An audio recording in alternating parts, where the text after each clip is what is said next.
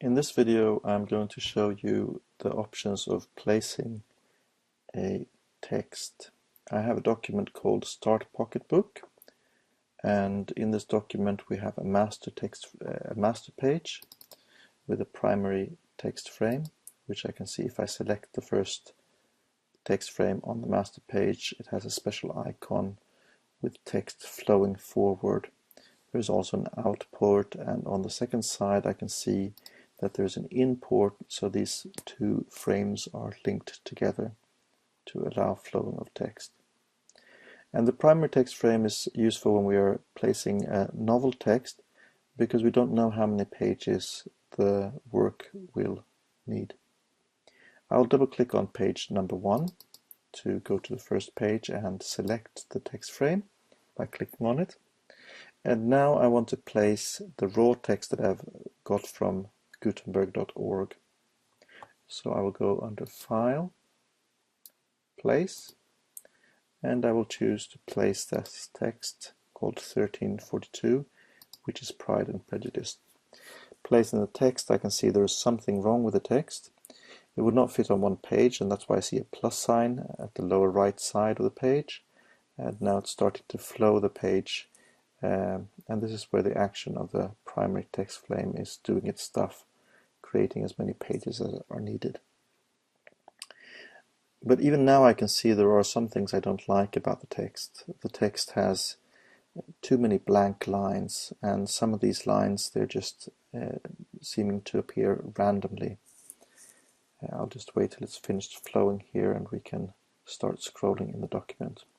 So now we can see that we have created 586 pages in 294 spreads. Now I had no idea how many pages it would be, and it will probably change as we're formatting the text. If I start reading the text, and even if it's just a legal text, I can see it says this ebook is for the use of anyone anywhere at no cost and with, and then there's a strange line break. To see the hidden characters, I will choose this symbol under the view options where you can say hidden characters, and it will reveal all these little dark secrets that the typist have done. The text is written in an ordinary typewriter where there are no formatting, and therefore there is a need to use an extra carriage return when you want to change to a new line. But the lines from the original text and the lines from the book don't match, and so we're finding all these paragraph breaks that are appearing after certain words in the middle of a paragraph, like for example here, at no cost and with, and then I see a paragraph return symbol, either away, or another paragraph return symbol, and again included another paragraph return. Also I can see that there are multiple paragraph returns to create white space, which is the only way you can do it in a typewriter where you only have the standard A to Z and 0 to 9 characters to deal with. Let's place this text again and use some more options to clean away these extra paragraph returns and the returns both in the middle of the line and the ones between paragraphs. So I'm going to undo once to undo the text flow.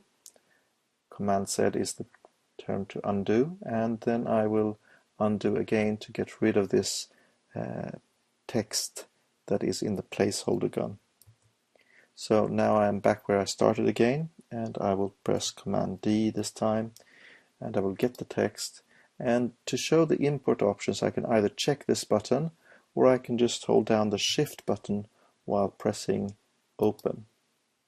And it gives me my import options for text. And in the beginning it says here that I'm using text that is in English, which is why it's set to the dictionary English. The characters set in the platform for an English text we don't really have to worry about.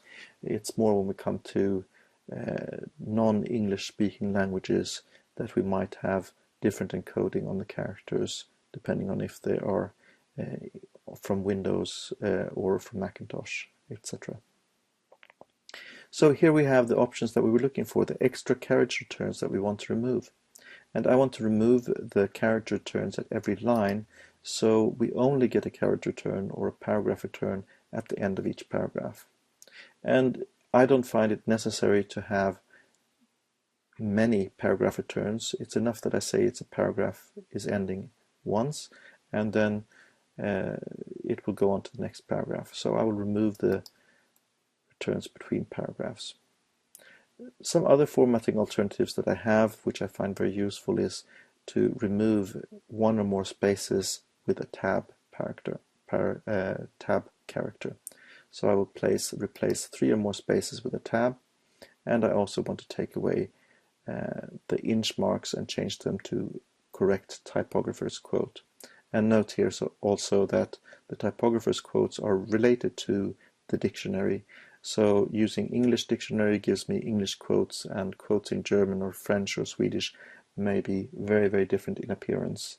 So always be sure that the text is in the right language when you use typographer's quotes.